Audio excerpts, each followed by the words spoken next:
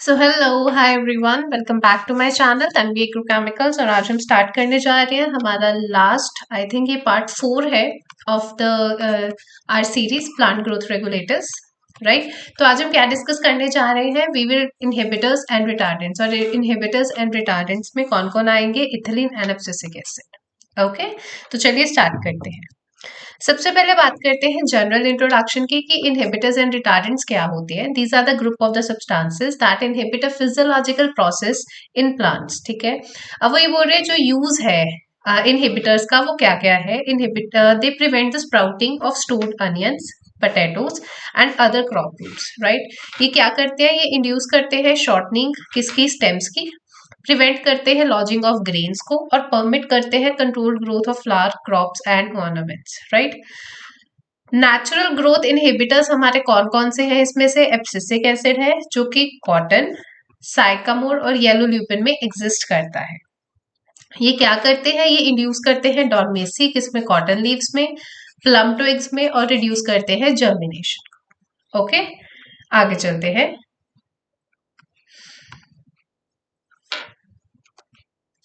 अब सबसे पहले हम बात करेंगे एब्सिसिक एसिड की, राइट। अब एब्सिसिक एसिड में कहाँ से ये आइसोलेट हुआ था? एब्सिसिक एसिड आइसोलेट हुआ है कोकोनट से, ठीक है। और किसने आइसोलेट किया था? ल्यू एंड कार्न ने इन 1961।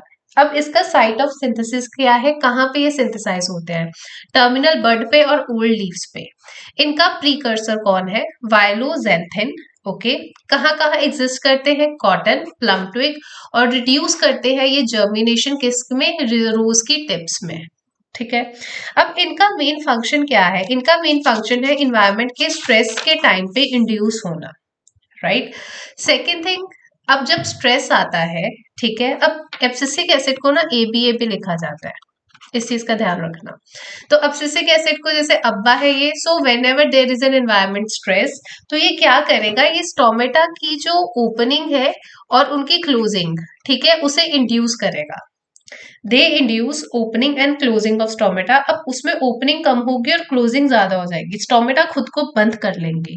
अब स्टोमेटा अगर खुद को बंद कर लेंगे तो उससे क्या होगा? वाटर की शॉर्टनिंग हो जाएगी, यानी पानी अंदर आना बंद हो जाएगा प्लांट के।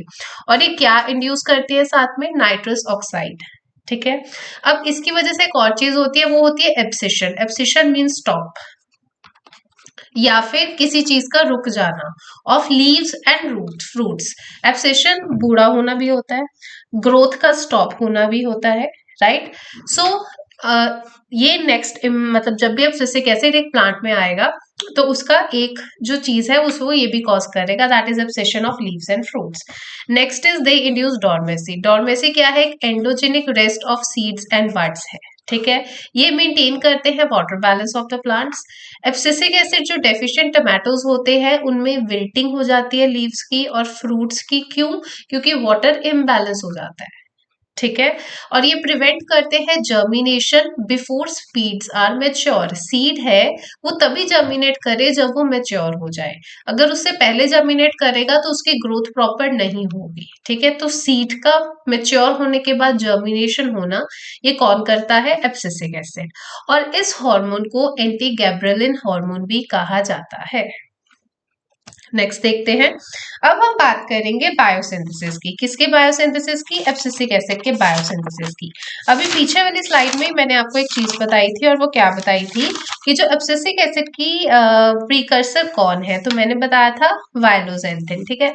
अब थोड़ा सा और इसमें जानने की जरूरत है कि सबसे पहले वी हैव टू जेरेनियल फॉस्फेट। नाम ये यहाँ पे मैं पूरा लिख देती हूँ, GERANYL, जेरेनियल फॉस्फेट, ठीक है। जेरेनियल फॉस्फेट से बनता है आपका वाइलोजेंथिन, ठीक है। और वाइलोजेंथिन के बाद बनता है सीधा एब्सिसिक एसिड। ओके, अब स्ट्रक्चर ड्रॉ करते हैं इनका। We have a 6 membered ring here. थोड़ा सा ना टाइट टाइट करके अच्छा अच्छा सा ड्रॉ करती हूँ क्योंकि मुझे सबके स्ट्रक्चर्स ड्रॉ करने पड़ेंगे। So this is our 6 membered ring, ठीक है, वाइलोजेंथिन की। अब ये देखो, ये 6 कार्बन है यहाँ पे। अब यहाँ पे भी एक CH3 है और यहाँ पे भी देयर इज अ चेन। अब सेकेंड शुरू हो जाएगा, ठीक है। अब यहां से again there is a 1 2 3 4 5 and 6, एक यहाँ पे और एक यहाँ पे, ठीक है। सी बॉन्ड ओ बॉन्ड फॉस्फोरस, ये इस तरह से इसका स्ट्रक्चर है। Excuse me.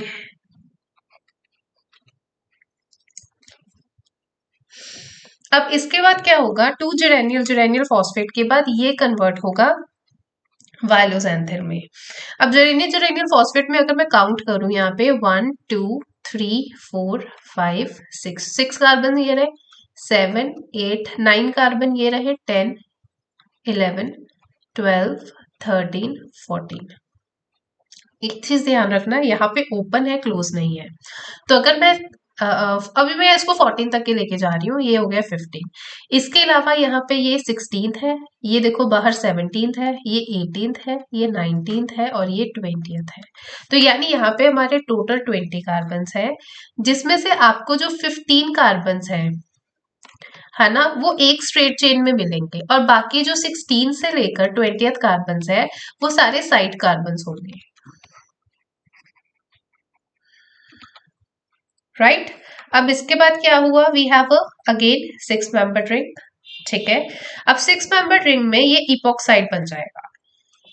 इपोक्साइड के बाद वी हैव 1 2 3 4 5 6 7 8 9 10 11 12 13 14 15 16 17 18 और ये जो 19th कार्बन है यहाँ पे अगेन आपका इस तरह से 6 मेंबर के साथ इपोक्साइड बनेगा, ठीक है। अब जो दोनों तरफ इपोक्साइड सेम हो गए, अब यहाँ पे भी कार्बन के ऊपर ये रहा, यहाँ पे भी कार्बन के ऊपर ये रहा, ठीक है। इपोक्साइड के नीचे भी एक मिथाइल ग्रुप है, इपोक्साइड के ऊपर भी एक मिथाइल ग्रुप है, यहाँ पे भी OH है, राइट, और यहाँ पे भी OH है। ओके, अब डबल बॉन्ड की बात करते हैं। यहाँ पे फर्स्ट और सेकंड कार्बन के बीच में double bond, then there is a methyl group, third और फोर्थ कार्बन के बीच में डबल बॉन्ड, फिफ्थ और सिक्स्थ के बीच में डबल बॉन्ड, सेवंथ और एट्थ के बीच में double bond, again there is a methyl group, ninth और 10th के बीच में डबल बॉन्ड है, 11 12 के नीचे डबल बॉन्ड है, यहाँ पे भी मिथाइल ग्रुप, 13 14 के बीच में डबल बॉन्ड, 15 16 के बीच में डबल बॉन्ड, मिथाइल ग्रुप, ठीक है। 17 18 के बीच में डबल बॉन्ड। अब अगर तुम ध्यान से देखोगे ना, ये दो ग्रुप्स जो है वायलोजेंथिन के, ठीक है, यहां से लेकर 16 तक जो मैंने बताया था कि एक तरह से होते हैं, देखो ये वाले 6 को छोड़ दो, 7 से लेकर 15 तक कितने हुए कार्बन, हो गए 9, और 9 + 9 हो गए 18। तो ध्यान देना, यहां से लेकर यहां तक के जो कार्बन है ना, ये 18 कार्बन ही है जो मैंने अभी आपको कैलकुलेट करवाए थे, ठीक है। और दैट मीन्स जो एक पूरा का पूरा जेरेनियल का ग्रुप है वो यहाँ तक बना होगा और ये दूसरा जेरेनियल का ग्रुप है, और ये दोनों आपस में मिलके वायलोजेंथिन बना लेते हैं। अब समझ आया इनका स्ट्रक्चरल प्रॉपर्टीज। उसके बाद देखो लास्ट में क्या होता है, ये जो जेरेनियल जेरेनियल फॉस्फेट है, यानी कि आपको यहाँ पे 2 मॉलिक्यूल चाहिए होते हैं GGP के, वो यहाँ वेरीफाई हो गया, ठीक है। इसके बाद बनना है एब्सिसिक एसिड, और जब ये एब्सिसिक एसिड बनेगा then again there is a keto group, ठीक है, CH3 double bond methyl methyl OH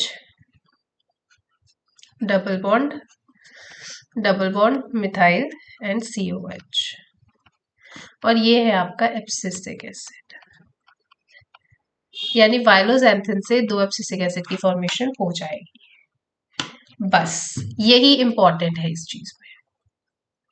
तो अब हम नेक्स्ट स्टार्ट करते हैं इथिलीन। इथिलीन सबसे पहले ये एक वॉलेटाइल गैस है, 1971 में इसको हार्मोन का दर्जा दिया गया था। इसका जो प्रीकर्सर है वो कौन है, वो है वैसे तो मिथोनिन है इन जनरल, लेकिन अगर केमिकली इसका अपने ध्यान से समझना हो तो उसका नाम होगा एस एडिनोसिल मिथोनिन, पूरा नाम उसका ये है, आप इस तरह से कह सकते हो, S adenosyl methionine. Okay, next recently developed chemical when spread on to plant, ठीक है, ये रिलीज करता है इथिलीन को। अब कौन कौन से केमिकल्स है मैं उसका नाम भी अभी बता देती हूँ, और कंट्रोल करता है डिफरेंट फेजेस ऑफ प्लांट के डेवलपमेंट को। इसका काम क्या है, सबसे इंपॉर्टेंट, राइपनिंग करता है फ्रूट की, इंड्यूस करता है female flowering in the cucumber, और प्लांट की एक होती है स्टैंडिंग ग्रोथ, हॉरिजॉन्टल ग्रोथ, एक होती है लेटरल ग्रोथ। तो ये लेटरल ग्रोथ को क्या करता है, इंड्यूस करता है, राइट और इसके अलावा ये क्या इंड्यूस करता है, senescence, that means degradation of leaf material शुरू हो जाती है जैसे इथिलीन रिलीज होना शुरू होता है। There is an induction of synthesis of tannins by ethylene in acacia in response to feeding antelopes. जब भी एंटीलोप्स उन पे फीड करने लगते हैं तो अकेशिया खुद से ही इथिलीन को इंड्यूस करना शुरू कर देता है, और इसके अलावा इथिलीन क्या करता है, डिफेंस रिएक्शन कॉज करता है। ठीक है, अब बात करते हैं इथिलीन की बायोसिंथेसिस की। इथिलीन की अगर मैं बायोसिंथेसिस की बात करूं तो पहले इन जनरल अगर तुम्हें समझना है तो ये देख लो दैट वी हैव सैम, मैंने बताया था ना, एस एडिनोसिल मिथेनिन।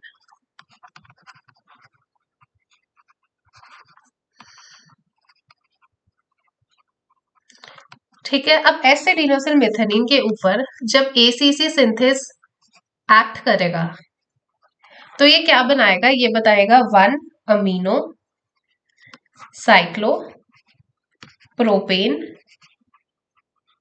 1 carboxylic acid. ठीक है, इसके बाद यहां पे होगी oxidation, that means they are getting oxidized by ACC synthase या फिर ऑक्सीडेज, जिससे आपका बनेगा ethylene plus CO2 plus water plus HCl। अब थोड़ा सा ये देखते हैं कि एक्चुअल में ये चीज कैसे हो रही है। ठीक है, तो चलिए अब देख लेते हैं स्ट्रक्चरली भी, जैसे अभी तो मैंने आपको समझाया है कि क्या क्या कैसे कैसे होता है, तो स्ट्रक्चर वाइज भी इस चीज को देख लेना इंपॉर्टेंट है, क्योंकि अगर आप एग्रोकेमिकल्स पढ़ रहे हैं तो आपको स्ट्रक्चर्स की आइडिया जरूर होना चाहिए कि इसमें हो क्या रहा है। ठीक है, स्ट्रक्चर वाइज सबसे पहले मैं ड्रॉ करने जा रही हूँ एस एडिनोसिल मिथोनिन। ठीक है, तो एस एडिनोसिल मिथोनिन में क्या है, there is C+O CH ammonium, then again CH2 S CH3, और यहाँ पे जो ये CHS है इसके ऊपर लगा होगा आपका एडेनिन का ग्रुप। ठीक है, इस तरह से OH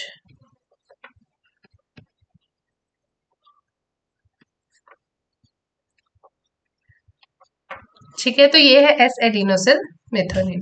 अब जब इस पे मैंने ऊपर देखा है ना ACC सिंथेज, ये एक्ट करेगा तो क्या होगा, बेसिकली जो ऊपर वाला ये जो ग्रुप है ना इतना, ये देखो क्या करता है, कार्बन NH3 पॉजिटिव, ये आप इस ज्वाइंट है CO नेगेटिव, ये बन गया, और प्लस इसके साथ में जो नीचे वाला ग्रुप है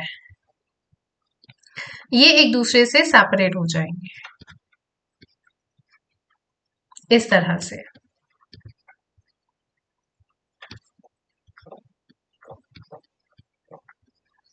ठीक है, अब ये हुआ, ये दोनों चीजें हुई।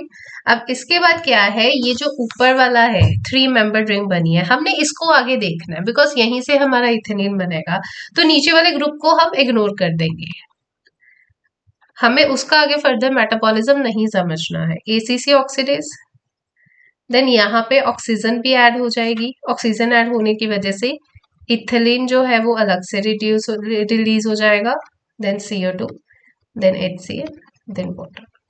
ठीक है, आगे चलते हैं। अब इथिलीन रिलेटेड कंपाउंड्स के बारे में हमें जान लेना चाहिए। ठीक है, अब एक और चीज पहले मैं बता दूं कि यहाँ पे हमने पीछे बात की थी कि जो degradation of leaf material is initiated, जैसे ही इथिलीन रिलीज होता है तो इस चीज की डिग्रेडेशन होती है।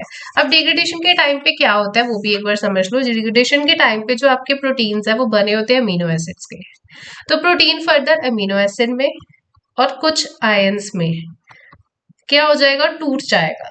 ठीक है, और ये जो अमीनो एसिड है, ठीक है, ये लीफ से विड्रॉ कर लिए जाएंगे, राइट, और ये फ्लोएम के through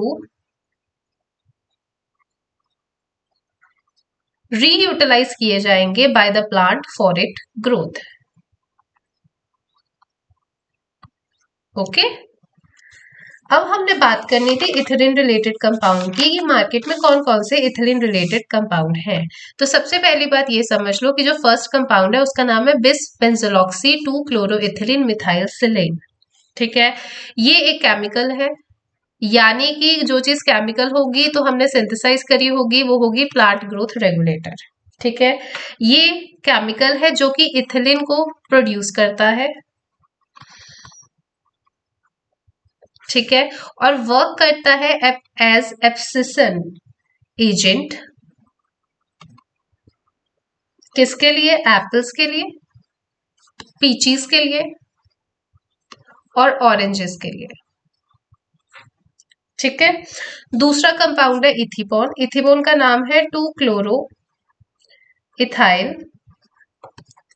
phosphonic acid.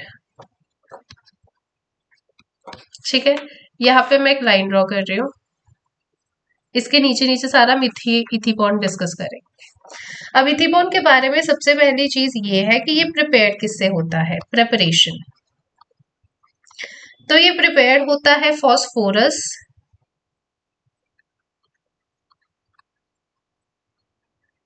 Right, trichloride and ethylene oxide से।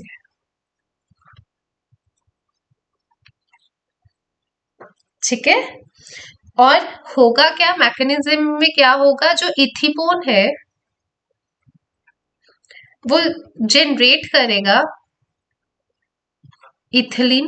कब? जब जो सॉल्यूशन है उसकी पीएच लेस देन 4 हो जाएगी। मैं दोबारा बता रही हूँ, जब उसकी पीएच कितनी हो जाएगी, लेस देन 4। हम दोबारा लिख लेते हैं यहाँ पे, sorry, pH is greater than 4। ठीक है, इसीलिए इसको स्प्रे किया जाता है फ्रूट ट्रीज पे, ताकि जो उसके फल है वो फटाफट पक जाए। ठीक है, रबर प्लांटेशन में भी इसका स्प्रे किया जाता है। किस चीज के लिए?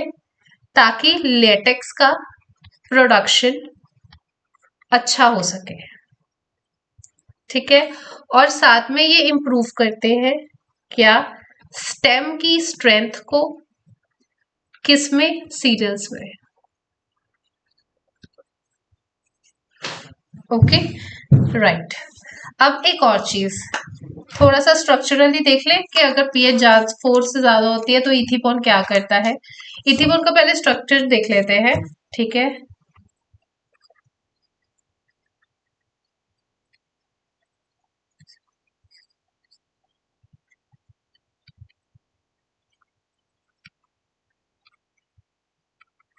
तो ये है इसका स्ट्रक्चर। 2 पे क्लोरो है, फिर इथाइल ग्रुप है, फिर फॉस्फोनिक एसिड है। ठीक है, और इससे फर्दर आगे बनेगा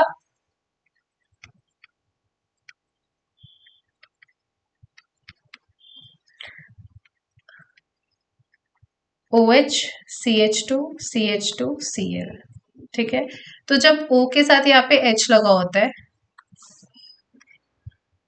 या फिर ये अटैक करता है तो बॉन्ड्स की शिफ्टिंग होती है। ठीक है, तो यानी ये वाला जो ग्रुप है ये इस तरह से रिलीज हो जाता है, और जो दूसरा है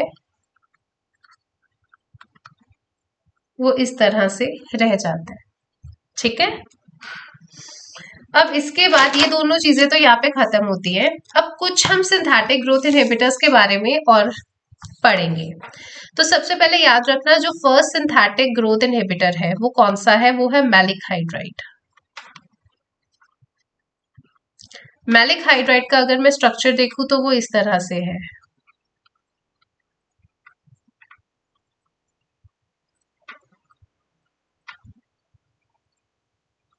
ये आपका मैलिक हाइड्राइड। ठीक है, अब ये क्या, किससे ये यूज होता है, ये यूज होता है एज स्टंटिंग एजेंट। उसका क्या मतलब है कि ये रिड्यूस करता है ग्रेप्स की ग्रोथ को और कुछ वीड्स को, किस पे? On branches to support root, ठीक है, एंड सकर ग्रोथ। किस में? टमाटोज में, टबैको में और कुछ ट्रीज में। ये इसके बहुत ही इंपॉर्टेंट फंक्शंस में से एक है। अगर आपने इसकी सिंथेसिस देखनी हो तो सिंथेसिस इस तरह से है।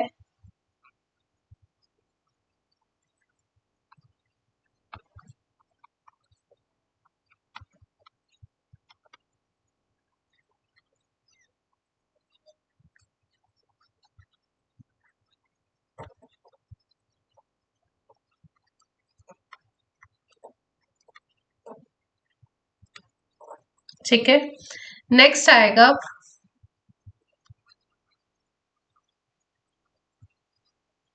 क्लोरमिक वेट। पहले हमने पढ़ा था मैलिक हाइड्राइड। अब क्लोरमिक वेट का काम क्या है पहले वो देख लेते हैं। ये रिड्यूस करता है स्टेम की लेंथ को, लॉजिंग को, ठीक है, जिसकी वजह से छोटे छोटे यानी कि कॉम्पैक्ट जो प्लांट्स हैं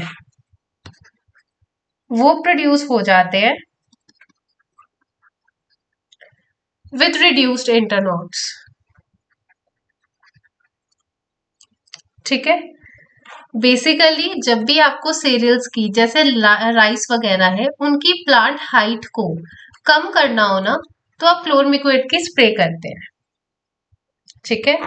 बनता कैसे है? ये क्या है? Ethylene chloride. इसे आप रिएक्ट करेंगे ट्राइथाइलमीन के साथ,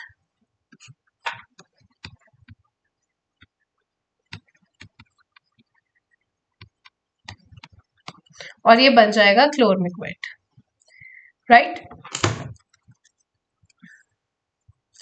स्टार्ट से पहले ना, एक सेकेंड,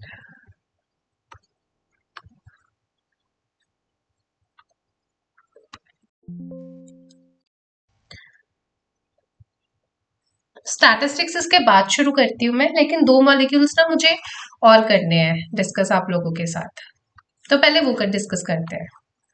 तो जो एक मॉलिक्यूल है डिस्कस करने वाला उसका नाम है डायमिनोसाइड, ठीक है। ये यूज होता है ग्रोथ को मतलब हाँ, ग्रोथ को कंट्रोल करने के लिए। किसकी? फ्रूट ट्रीज की। और इसका शेप और height of ornamentals.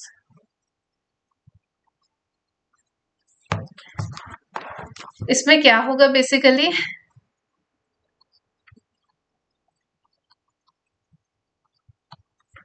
We have succinic hydride,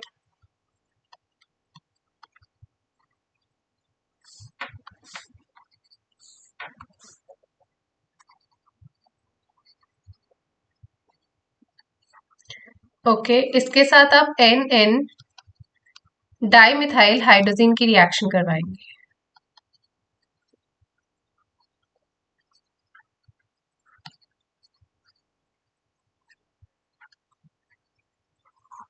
okay. तो ये क्या बन जाएगा?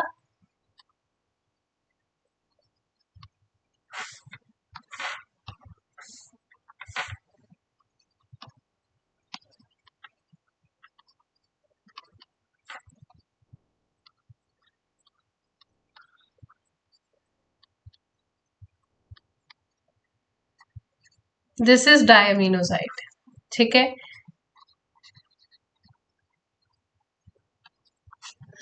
नेक्स्ट आएगा ग्लाइफोसिन। ये इंक्रीज करता है यील्ड को ऑफ शुगर और रोकता है राइपनिंग को। ग्लाइफोसिन का स्ट्रक्चर क्या है? अब ग्लाइफोसिन सिर्फ इसके लिए नहीं, हर्बिसाइड भी है ये,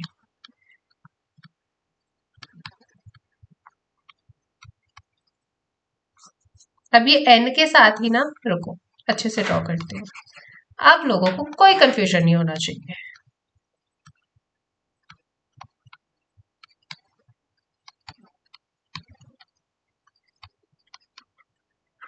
ठीक है, तो ये है ग्लाइफोसेट का स्ट्रक्चर। अब एंड में ना एक बड़ा सिंपल सी चीज है, वैसे शायद मैंने ये पहले भी आप लोगों के साथ डिस्कस करी होगी, पर फिर से कर लेते हैं। हम बात करते हैं कुछ मेजर प्लांट ग्रोथ रेगुलेटर्स की, ठीक है, जो कि मार्केट में चल रहे हैं।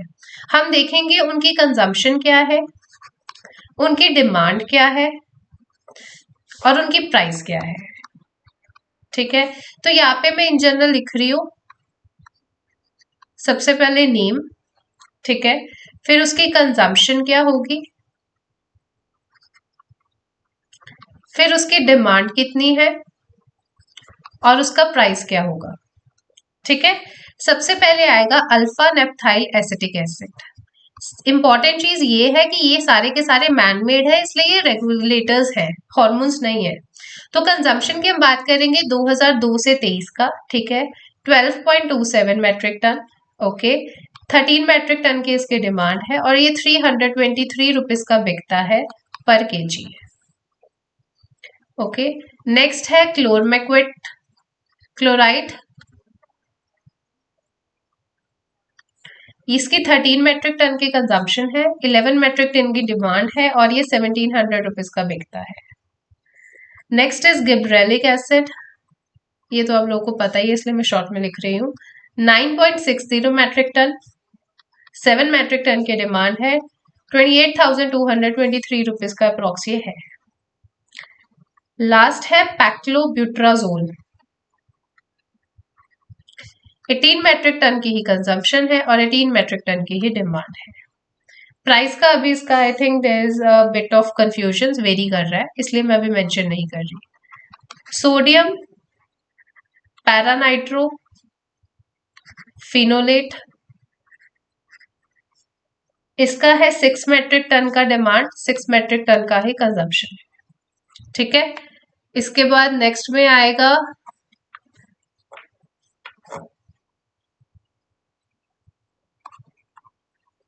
ट्राइकॉन्टेनोल,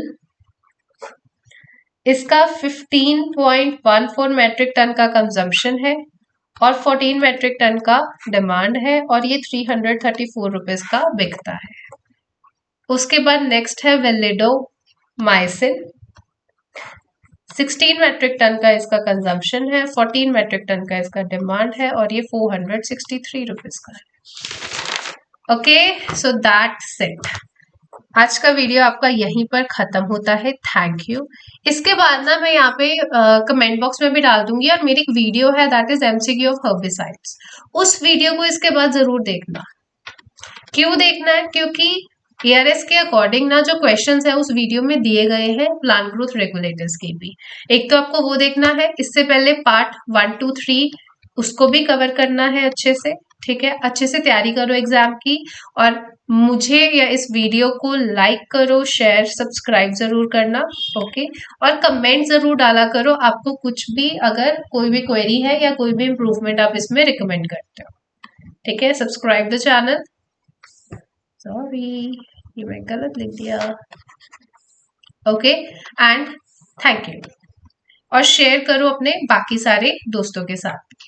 फिर मिलती हूँ आपको नेक्स्ट वीडियो में, और आई होप यहाँ पे आपका ये वाला यूनिट खत्म होता है प्लांट ग्रोथ रेगुलेटर्स का, और आप सबको ये यूनिट काफी पसंद आया होगा, राइट? इससे रिगार्डिंग और कोई डाउट हो, क्वेश्चंस हो, तो मेरे से पूछना मत भूलना। Okay, thank you.